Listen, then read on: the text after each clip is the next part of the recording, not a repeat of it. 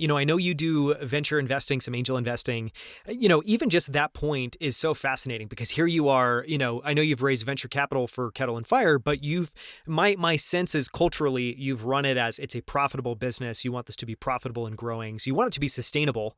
So in many ways, you're raising venture capital to expand it, but you have a very classical playbook, which I think is the right thing to do.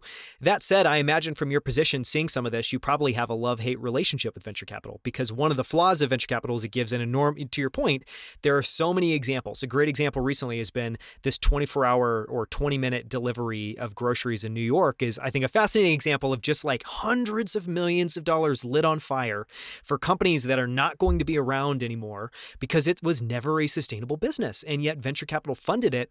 Do you have a love-hate relationship with venture capital? How do you think, or is that just a flaw in the model and is it what it is what it is?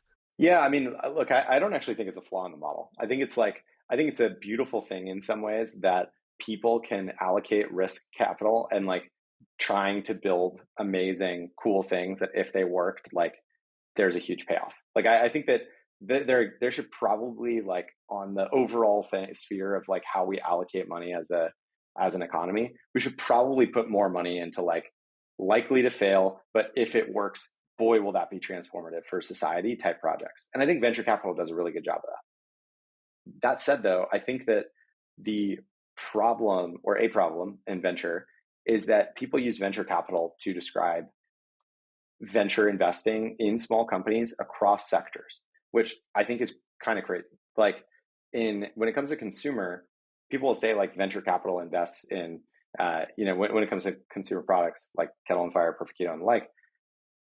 We saw companies the last 6 years that were raising at same valuations in a seed or pre-seed stage, aka like they don't have any traction stage, as tech companies. And yet, if you're a tech company, your market size for like many different types of tech companies is almost like 2, 3, 4 orders of magnitude more than a consumer brand. And yet, if you're starting out at the same playing field, like it makes no sense that a pre-seed, no traction, like I don't know, raisin brand competitor, is raising at a $10 million valuation when that is likely to require a lot more capital, be structurally a worse business than like a 90% plus profit technology business, and an amazing exit for like almost any brand in consumer is like south of like $300 million. Like there are not that many exits. You can look over the last decade that have gone for more than $300 million. And so I think that tech is different. Like you get an Uber, an Airbnb, a DoorDash, like every single cycle in tech. Like every year, multiple multi-billion dollar companies go public that are in the technology space. Like I think that the venture math pencils out when it comes to technology. I think that in consumer, people have to be much more disciplined and much more valuation sensitive. And I think that for the last 7 years, they really haven't been. And I think that has made it like harder. It's made it hard to invest in consumer brands for me personally, but I think it's made it harder as like a operator of a consumer brand too, where you have had venture, investors that haven't agreed with everything that I just said. And so they're throwing money at money losing brands that don't have any plan to be sustainable and like structurally are not able to either be sustainable at their current cost structure or may not even be able to survive at all outside of investor dollars. Yeah, I mean, so well said. That's definitely going to be a clip that we will extract because I think in a couple of minutes you've made an incredibly compelling point. Just the one thing I was going to add on to that is one of the thoughts I've always had is, somewhat similarly is I've met with hundreds and hundreds of founders now, and over time you start to really get a sense for just the number of founders that are looking to raise venture capital that honestly are not running a venture scale business, and you can start to identify that mismatch. But I feel like that's one of the I don't know.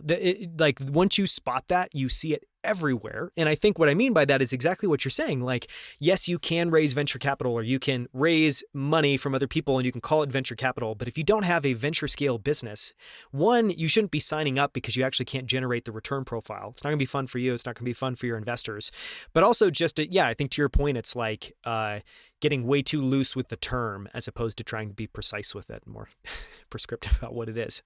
Yeah, completely. I mean, I think that it sucks. It sucks when a startup raises venture and they're not a venture scale company. Sucks for the investor who doesn't have a way to get their money out, and or loses it. It sucks for the founder who, in a Sucks most for the founder. Like they're just going to disappoint everybody constantly. totally, and in a best case scenario, you're running a company that your investors want to return, but you're unable to sell to generate the return they want, and it's profitable. And so it's like, what do you do? Do you just run this thing for 5, 10, 15, 20 years? Like, what do you actually do? It's kind of tough. And I think that probably there's going to be a lot of founders over the next like 5 years that find themselves in this position where they have to decide, do I step away from a profitable business where I raise venture? Do I try and sell it even at a discount because like I want to do something else? Do I keep running this indefinitely to try and like get my investors a payback? It's Yeah. Do I tell them I'm going to now pay them in dividends and it's not going to be a sale or a liquidity event or whatever it is, because that's not going to happen. Yeah. It's like, I think there does need to be more innovation in terms of how companies can reach a final state after raising venture.